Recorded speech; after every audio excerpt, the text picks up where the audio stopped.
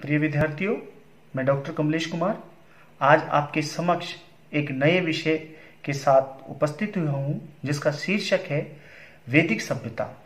वैदिक सभ्यता जिसके जनक आर्य थे। आर्य जिनका उल्लेख ऋग्वेद में आर्य किसी जाति या समूह या किसी वर्ग का अर्थ नहीं है।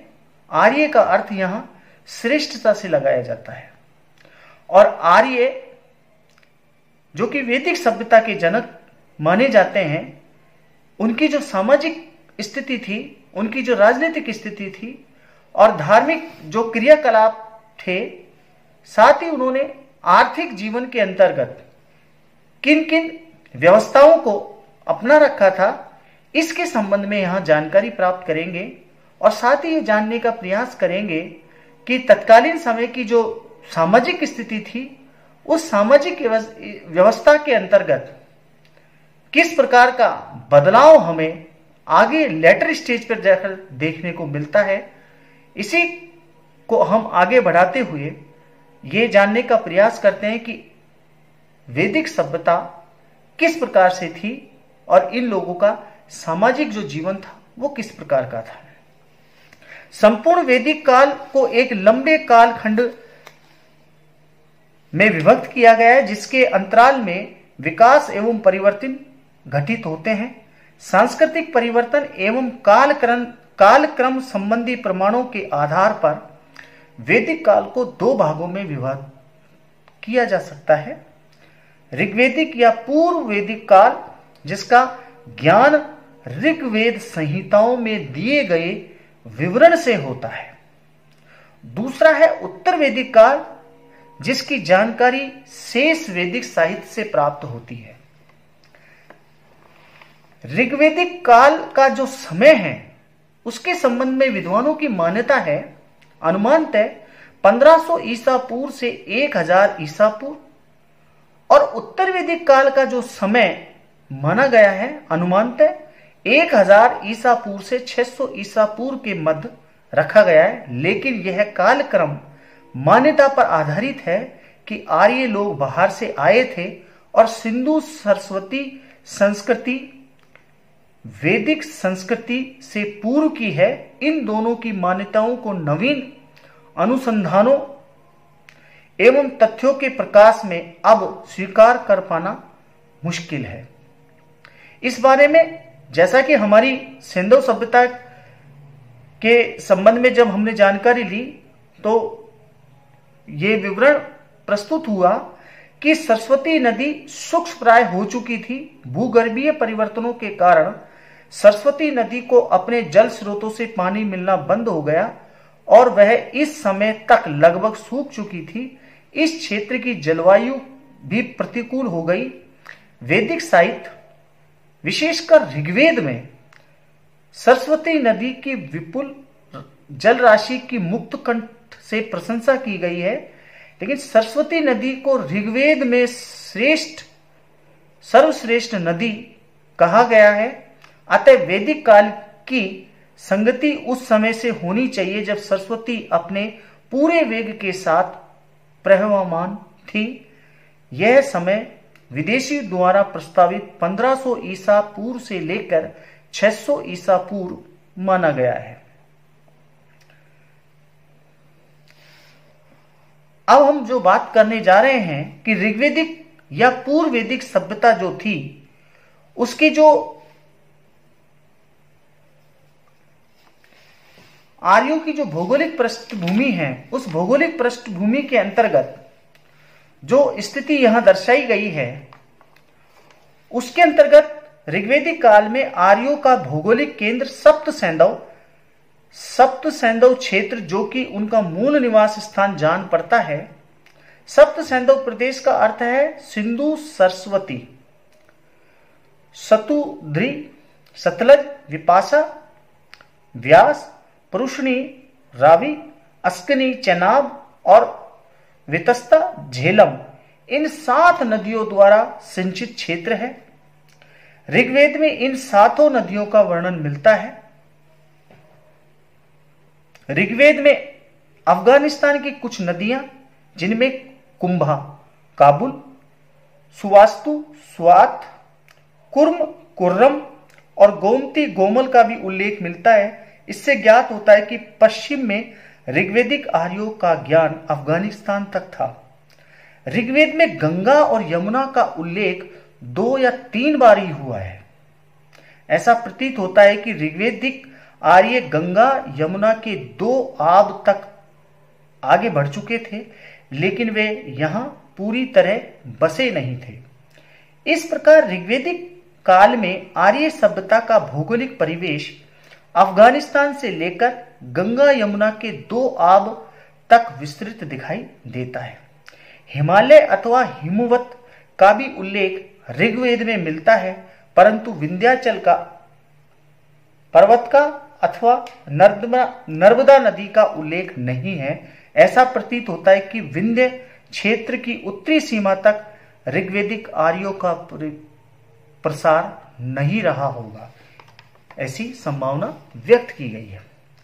ऋग्वेद में सरस्वती नदी का बड़ा वर्णन है। सरस्वती नदी को ऋषियों ने बड़े ओजस्वी शब्दों एवं भाव विमुग्ध वर्णन किया है। ऋग्वेद में सरस्वती को स्पष्टतः नमन करते हुए ऋग्वेद में सरस्वती सूक्त के कुछ महत्वपूर्ण अंश प्रस्तुत किए हैं। सरस्वती नदी देवता, तुम भक्तों को विपुल भेंट वस्तुएं प्रदान करती हो। जिस प्रकार कोई गजराज सहज लीला से कमल का फूल तोड़ता है, ठीक उसी प्रकार से सरस्वती अपनी शक्तिशाली लहरों से तुम पर्वतों की चट्टानों को उखाड़ फेंकती हो। तुम शत्रु प्रहारक हो। अनेक स्रोतों द्वारा जिसकी स्तुति की गई है, ऐसी सरस्वती नदी की हम सेवा करते हैं। ये सरस्वती नदी के संबंध में कुछ बातें कही गई है। अब हम बात जो करने जा रहे हैं कि ऋग्वेदिक काल की जो सामाजिक स्थिति थी वो किस प्रकार की थी। सामाजिक स्थिति के अंतर्गत समाज की जो संरचना है और वर्ग विभाजन या वर्ण व्यवस्था का जो उल्लेख जो मिलता है, उसकी जो जानकारी है यहां हम लेने का प्रयास करते हैं। ऋग्वेदिक काल का भारतीय समाज आर्य जनों से मिलकर बना है। उनकी सामाजिक व्यवस्था में प्रत्येक व्यक्ति की सामाजिक स्थिति समान थी और सभी को विश्व का अर्थ यहां जनता से है का अंग समझा जाता था।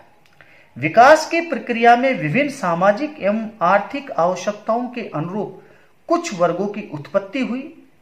ऋग्वेद में ऐसे वर्ग मुख्यतः व्यावसायिक या वृत्तिक नाम मात्र है। उनकी सामाजिक स्थिति समान थी। ऋग्वेद के 10वें मंडल के पुरुष सूक्त में चारों वर्णों का सामूहिक उल्लेख हुआ है। इसमें कहा गया है कि ब्राह्मण, क्षत्रिय, वैश्य और शूद्र की उत्पत्ति पुरुष या श्रेष्ठा के क्रम से मुख, भुजाएं, जंघाओं और पैर से हुई है।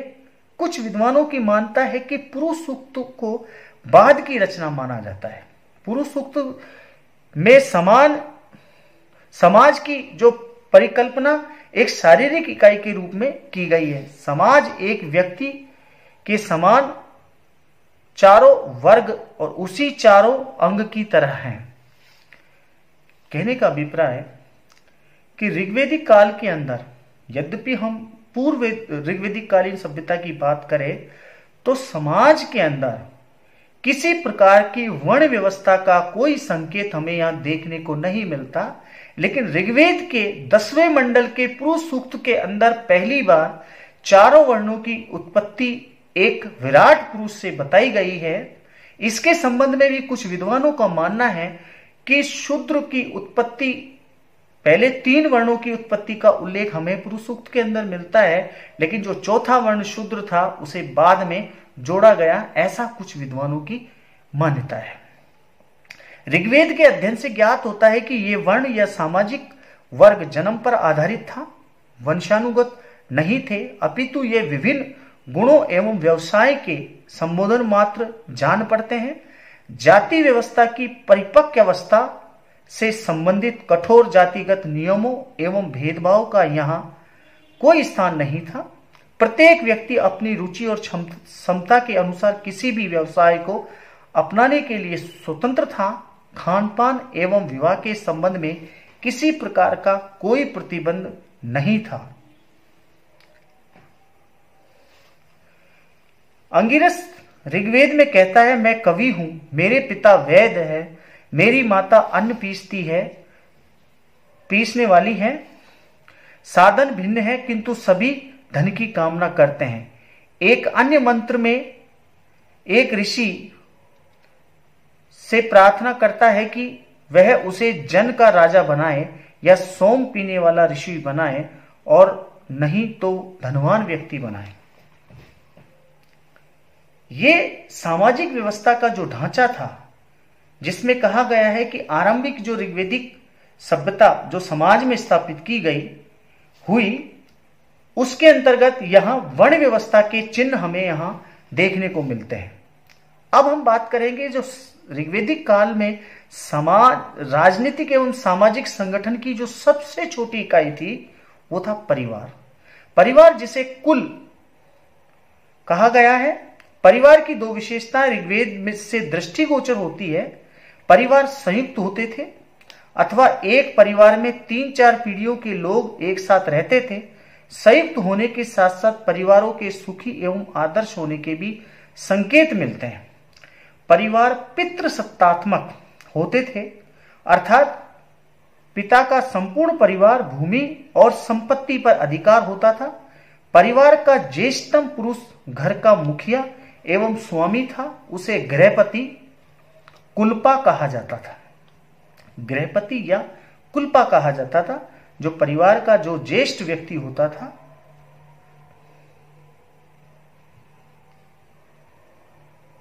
उसका व्यवहार सामान्य, सहृदय एवं स्नेहपूर्ण होता था। ऋग्वेद के 2 प्रसंगों में पिता द्वारा अपने पुत्र के प्रति किए गए अमानवीय व्यवहार का उल्लेख मिलता है।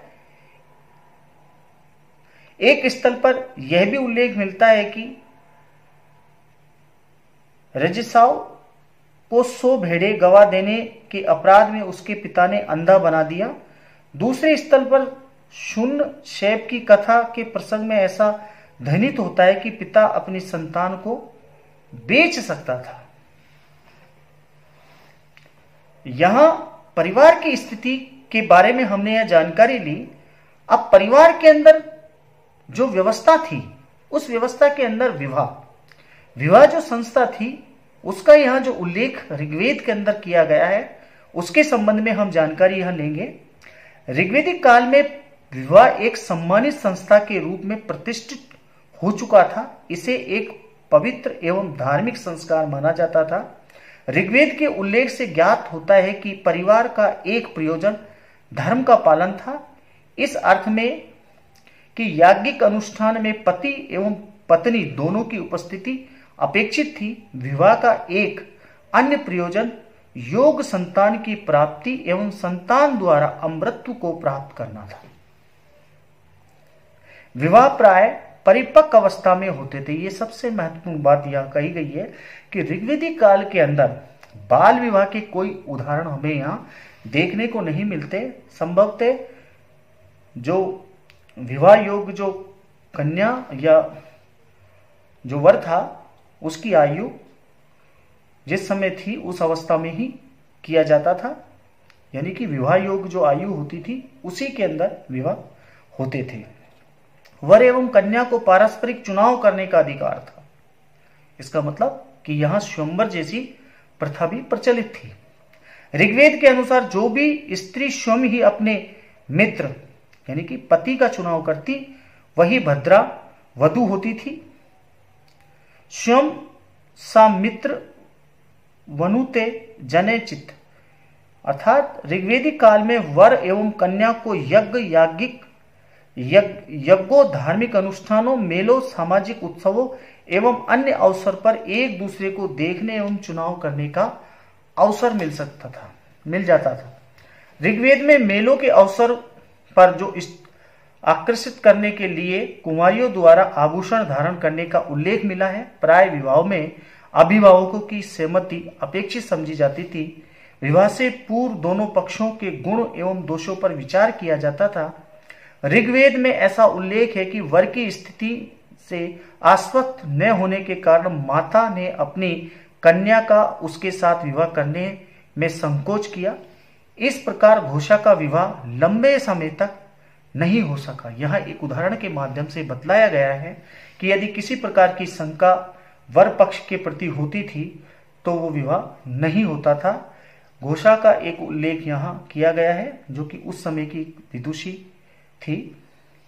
विवाह का सामान्यतः स्वीकृत प्रकार ब्रह्म विवाह था। इस पद्धति के अंतर्गत वर एवं कन्या के समक्ष विवाह का प्रस्ताव लाया जाता था, उनकी पारस्परिक स्वीकृति प्राप्त हो जाती थी तथा अभिभावकों की अनुमति ली जाती थी। उसके बाद विवाह का अनुष्ठान संपन्न होता था। विवाह में दहेज तय करने की प्रथा का कोई उल्लेख नहीं मिलता।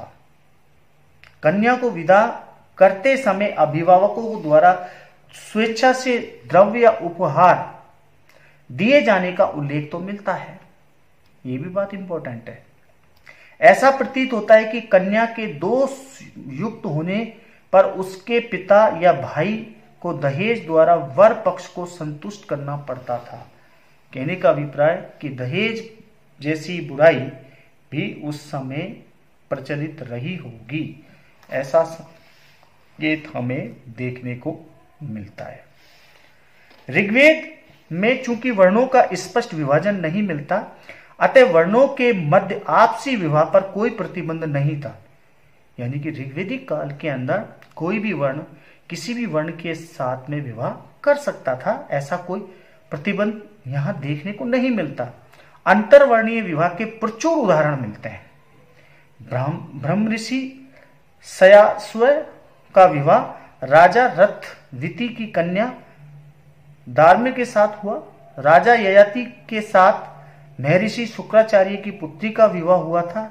लेकिन निकट संबंधों में जैसे भाई बहन के मध्य विवाह निषेध माना जाता था।